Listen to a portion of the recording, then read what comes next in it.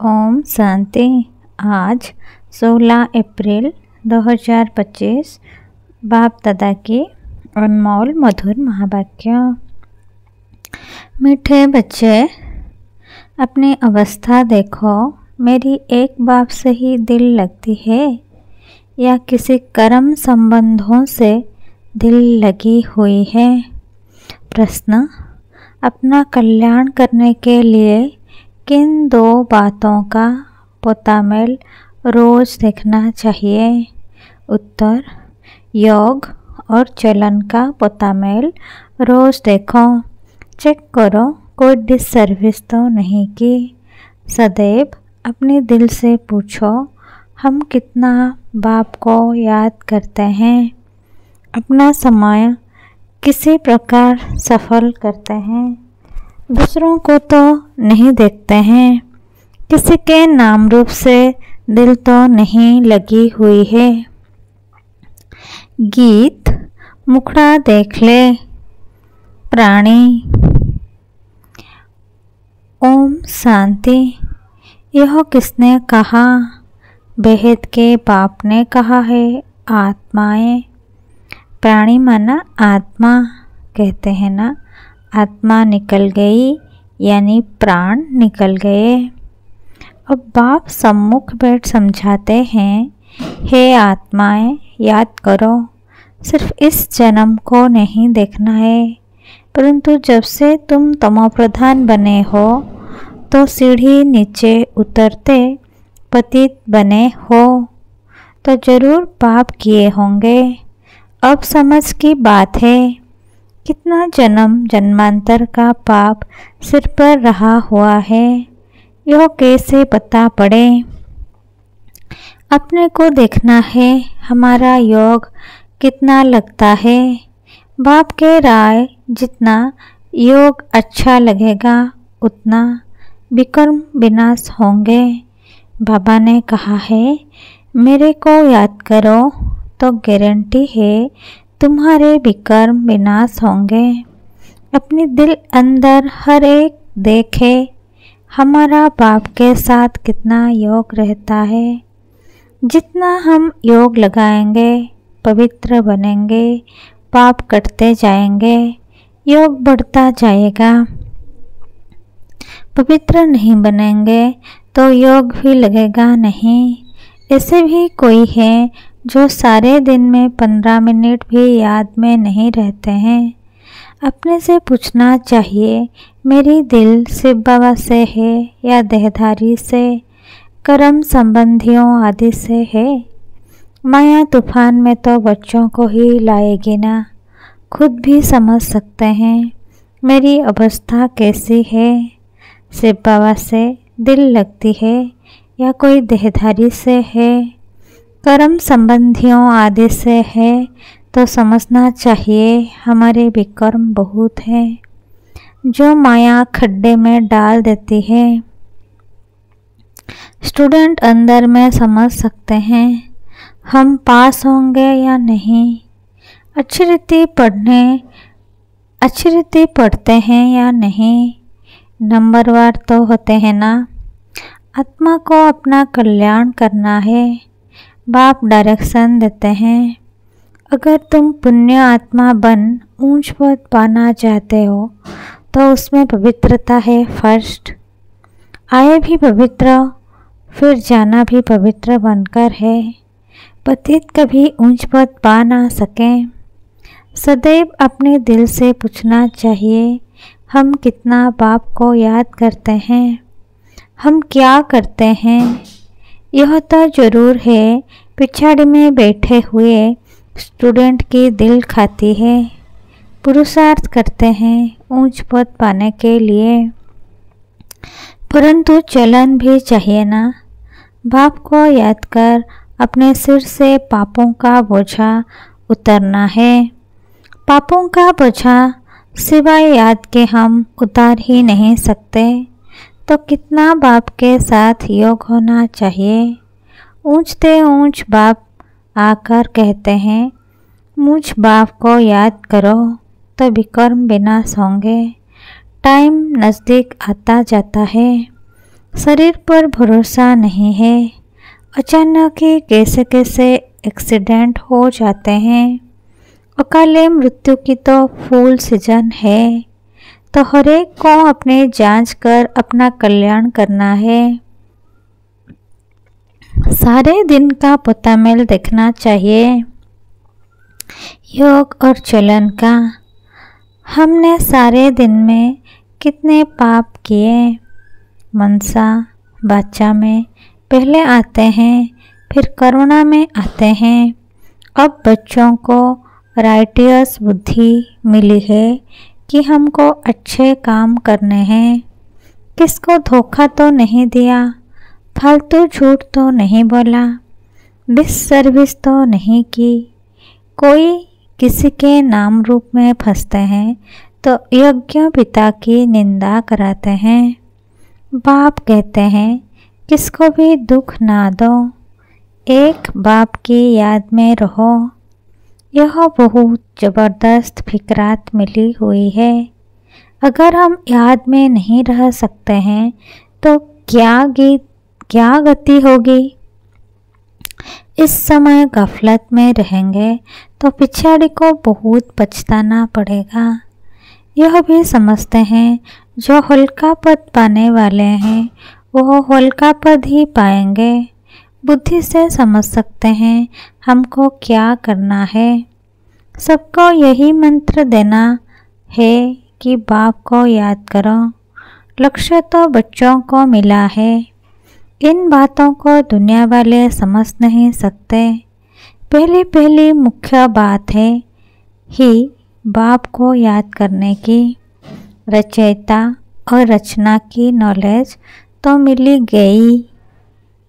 रोज रोज कोई ना कोई नए पॉइंट्स भी समझाने के लिए दी जाती है। जैसे विराट रूप का चित्र है, इस पर भी तुम समझा सकते हो। कैसे वर्ण में आते हैं, यह भी सीढ़ी के बाजू में रखने का चित्र है। सारा दिन बुद्धि में यही चिंतन रहेगी कैसे किसको समझाऊं। सर्विस करने से भी बाप की याद रहेगी। बाप की याद से ही विकर्म विनाश होंगे। अपना भी कल्याण करना है। बाप ने समझाया है तुम्हारे पर 63 जन्मों का पाप है। पाप करते करते सतो प्रधान से तमो प्रधान बन पड़े हो। अब मेरा बनकर फिर कोई पाप कर्म नहीं करो।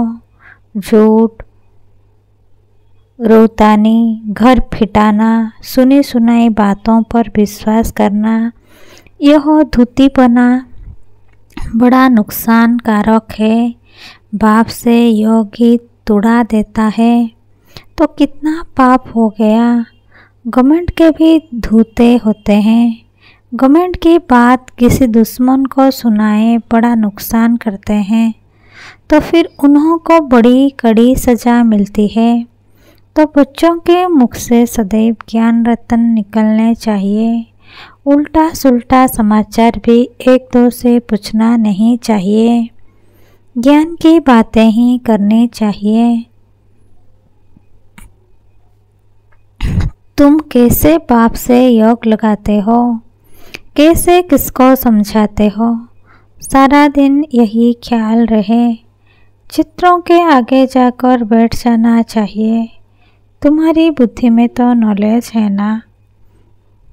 भक्ति मार्ग में तो अनेक प्रकार के चित्रों को पूछते रहते हैं, जानते कुछ भी नहीं। ब्लाइंड फेथ, आइडल वर्शिप, मूर्ति पूजा, इन बातों में भारत मशहूर है। अभी तुम यह बातें समझाने में कितनी मेहनत करते हो। प्रदर्शनी में कितने मनुष्य आते हैं, भिन्न भिन्न प्रकार के होते हैं। कोई तो समझते हैं यह देखने समझने योग्य है, देख लेंगे, फिर सेंटर पर कभी नहीं जाते। दिन प्रतिदिन दुनिया की हालत भी खराब होती जाती है। झगड़े बहुत है। विलायत में क्या क्या हो रहा है, बात मत पूछो। कितने मनुष्य मरते हैं। तमो प्रधान दुनिया है ना। बल कहते हैं बॉम्ब्स नहीं बनाने चाहिए, परंतु वो कहते तुम्हारे पास ढेर रखे हैं तो फिर हम क्यों ना बनाएं, नहीं तो गुलाम होकर रहना पड़े। जो कुछ मत निकलती है विनाश के लिए, विनाश तो होना ही है। कहते हैं शंकर प्रेरक है, परंतु इसमें प्रेरणा आदि की तो बात नहीं। हम तो ड्रामा पर खड़े हैं। माया बड़ी तेज है, हमारे बच्चों को भी विकारों में गिरा देती है। कितना समझाया जाता है कि देह के साथ प्रीत मत रखो, नाम रूप में मत फंसो, परंतु माया भी तमो प्रधान ऐसी है, देह में फंसा देती है, एकदम नाक से पकड़ लेती है, पता नहीं पड़ता है। बाप कितना समझाते हैं श्रीमत पर चलो, परंतु चलते नहीं। रावण की मत झट बुद्धि में आ जाती है, रावण जेल से छोड़ता नहीं। बाप कहते हैं अपने को आत्मा समझो, बाप को याद करो। बस अब तो हम गए, आधा कल्प के रोग से हम छूटते हैं। वहाँ तो है ही निरोगी काया, यहाँ तो कितने रोगी हैं। यह रौरव नर्क है ना। भल वो लोग गरुड़ पुराण पढ़ते हैं, परंतु पढ़ने अथवा सुनने वालों को समझ कुछ भी नहीं है। बाबा खुद कहते हैं आगे भक्ति का कितना नशा था, भक्ति से भगवान मिलेगा, यह सुनकर खुश हो भक्ति करते रहते थे। पतित बनते हैं तब तो पुकारते हैं हे पतित पावन आओ, भक्ति करते हो, यह तो अच्छा है, फिर भगवान को याद क्यों करते। समझते हैं भगवान आकर भक्ति का फल देंगे, क्या फल देंगे वो किसको पता नहीं। बाप कहते हैं गीता पढ़ने वालों को ही समझाना चाहिए, वही हमारे धर्म के हैं। पहली मुख्य बात ही है गीता में भगवान उवाच। अब गीता का भगवान कौन, भगवान का तो परिचय चाहिए ना। तुमको पता पड़ गया है आत्मा क्या है, परमात्मा क्या है। मनुष्य ज्ञान की बातों से कितना डरते हैं, भक्ति कितनी अच्छी लगती हैं, ज्ञान से 3 कोस दूर भागते हैं। अरे पावन बनना तो अच्छा है, अब पावन दुनिया की स्थापना पतित दुनिया के विनाश होना है, परंतु बिल्कुल सुनते नहीं। बाप का डायरेक्शन है हियर नो एबिल। माया फिर कहती है हियर नो बाबा की बातें। माया का डायरेक्शन है शिव बाबा का ज्ञान मत सुनो। ऐसा जोर से माया चमाट मारती है जो बुद्धि में ठहरता नहीं। बाप को याद कर ही नहीं सकते, मित्र संबंधी देहधारी याद आ जाती है, बाबा की आज्ञा नहीं मानते। बाप कहते हैं मामे कम याद करो और फिर ना फरमान बरदार बन। कहते हैं हमको फलाने की याद आती है, याद आएगी तो गिर पड़ेंगे। इन बातों से तो नफरत आनी चाहिए। यह बिल्कुल ही छी दुनिया है। हमारे लिए तो नया स्वर्ग स्थापन हो रहा है। तुम बच्चों को बाप का और सृष्टि चक्र का परिचय मिला है तो उस पढ़ाई में ही लग जाना चाहिए। बाप कहते हैं अपने अंदर को देखो। नारद का भी मिसल है ना, तो बाप भी कहते हैं अपने को देखो। हम बाप को याद करते हैं, या से ही पाप भस्म होंगे। कोई भी हालत में याद शिव बाबा को करना है और कोई से लव नहीं रखना है। अंत में शिव बाबा की याद हो तब प्राण तन से निकले। शिव बाबा की याद हो और सुदर्शन चक्र का ज्ञान हो, सुदर्शन चक्रधारी कौन है यह भी किसको पता थोड़े ही है। ब्राह्मणों को भी यह नॉलेज किसने दी। ब्राह्मणों को यह सुदर्शन चक्रधारी कौन बनाते हैं? परमपिता परमात्मा बिंदी। तो क्या वह भी सुदर्शन चक्रधारी है? हाँ, पहले तो वह है, नहीं तो हम ब्राह्मणों को कौन बनाए। सारी रचना की आदि मध्य अंत का नॉलेज उसमें है। तुम्हारी आत्मा भी बनती है, वह भी आत्मा है।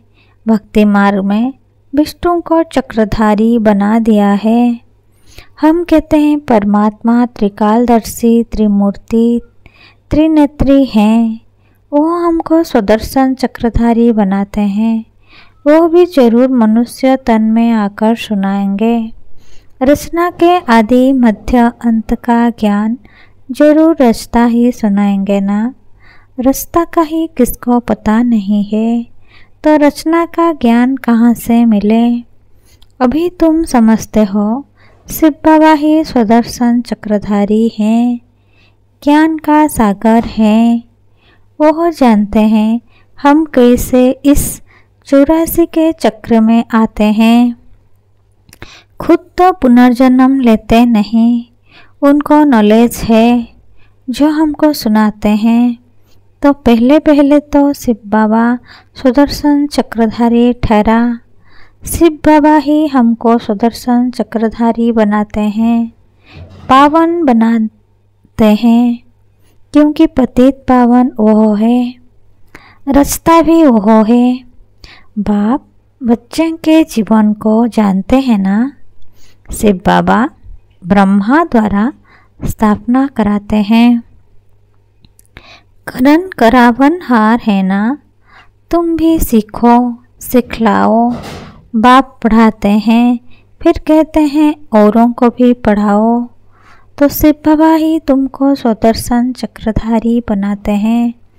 कहते हैं मुझे सृष्टि चक्र का नॉलेज है, तब तो सुनाता हूँ। तो 84 जन्म कैसे लेते हो? यह 84 जन्मों की कहानी बुद्धि में रहनी चाहिए। यह बुद्धि में रहे तो भी चक्रवर्ती राजा बन सकते हैं। यह है ज्ञान। बाकी योग से ही पाप कटते हैं। सारे दिन का पुतामैल निकालो। याद ही नहीं करेंगे तो पुतामैल भी क्या निकालेंगे। सारे दिन में क्या क्या किया यह तो याद रहता है ना। ऐसे भी मनुष्यों है अपना पुतामैल निकालते हैं। कितने शास्त्र पढ़े, कितना पुण्य किया, तुम तो कहेंगे कितना समय याद किया, कितनी खुशी में आकर बाप का परिचय दिया। बाप द्वारा जो पॉइंट्स मिली है उनका घड़ी खड़ी मंथन करो। जो ज्ञान मिला है उससे बुद्धि में याद रखो।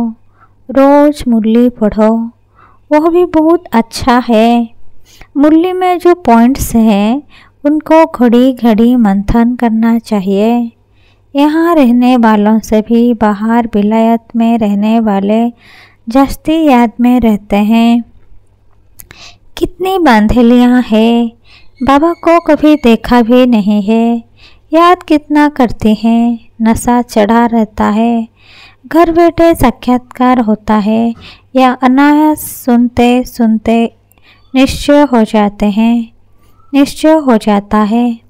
तो बाप कहते हैं अंदर में अपनी जांच करते रहो कि हम कितना उच्च पद पाएंगे, हमारी चलन कैसी है। कोई खान पान की लालच तो नहीं है, कोई आदत नहीं रहनी चाहिए। मूल बात है अव्यभिचारी याद में रहना।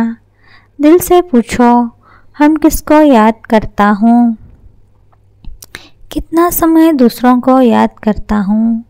नॉलेज भी धारण करनी है, पाप भी काटने हैं। कोई कोई से ऐसे पाप किए हैं जो बात मत पूछो। भगवान कहते हैं यह करो, परंतु कह देते हैं परवश हैं, अर्थात माया के बस हैं। अच्छा, माया के बस ही रहो, तुम्हें या तो श्रीमत पर चलना है या तो अपनी मत पर। देखना है इस हालत में हम कहाँ तक पास होंगे, क्या पद पाएंगे। 21 जन्म का घाटा पड़ जाता है। जब कर्मातीत अवस्था हो जाएगी तो फिर देह अभिमान का नाम नहीं रहेगा। इसीलिए कहा जाता है देही अभिमानी बनो। अच्छा, मीठे मीठे सिखिले बच्चों प्रति माता पिता बाप दादा का याद प्यार और गुड मॉर्निंग। रूहानी बाप की रूहानी बच्चों को नमस्ते। हम रूहानी बच्चों की रूहानी माता पिता बाप दादा को याद प्यार गुड मॉर्निंग, नमस्ते नमस्ते नमस्ते। शुक्रिया बाप दादा, शुक्रिया। धारणा के लिए मुख्य सार नंबर 1, कोई भी कर्तव्य ऐसा नहीं करना है जिससे यज्ञ पिता की निंदा हो। बाप द्वारा जो राइटियस बुद्धि मिली है उस बुद्धि से अच्छे कर्म करने हैं, किसी को भी दुख नहीं देना है। नंबर 2, एक दो से उल्टा सुल्टा समाचार नहीं पूछना है, आपस में ज्ञान की ही बातें करनी है। झूठ, शैतानी, घर फिटाने वाली बातें यह सब छोड़ मुख से सदैव रत्न निकालने हैं। इबिल बातें ना सुननी है ना सुनानी है। वरदान, 5 विकार रूपी दुश्मन को परिवर्तित कर सहयोगी बनाने वाले मायाजीत जगतजीत भव। 5 विकार रूपी दुश्मन को परिवर्तित कर सहयोगी बनाने वाले मायाजीत जगतजीत भव। भावार्थ, विजयी दुश्मन का रूप परिवर्तन जरूर करता है, तो आप विकारों रूपी दुश्मन को परिवर्तित कर सहयोगी स्वरूप बना दो, जिससे वे सदा आपको सलाम करते रहेंगे। काम विकार को शुभकामना के रूप में, क्रोध को रूहानी खुमारी के रूप में, लोभ को अनासक्त वृत्ति के रूप में, मोह को स्नेह के रूप में और देहाभिमान को स्वाभिमान के रूप में परिवर्तित कर दो, तो मायाजीत जगतजीत बन जाएंगे। स्लोगान, रियल गोल्ड में मेरापन ही एलॉय है, जो वैल्यू को कम कर देता है, इसलिए मेरेपन को समाप्त करो। अव्यक्त इशारे, कंबाइंड रूप की श्रुति से सदा विजयी बनो। कोई कार्य में या सेवा में जब अकेले अनुभव करते हो तब थक जाते हो, फिर 2 पूजा वालों को साथी बना लेते हो, 1000 पूजा वाले को भूल जाते हो। जब 1000 पूजा वाला अपना परमधाम घर छोड़कर आपको साथ देने के लिए आया है तो उसे अपने साथ कंबाइंड क्यों नहीं रखते। सदा बुद्धि से कंबाइंड रहो तो सहयोग मिलता रहेगा।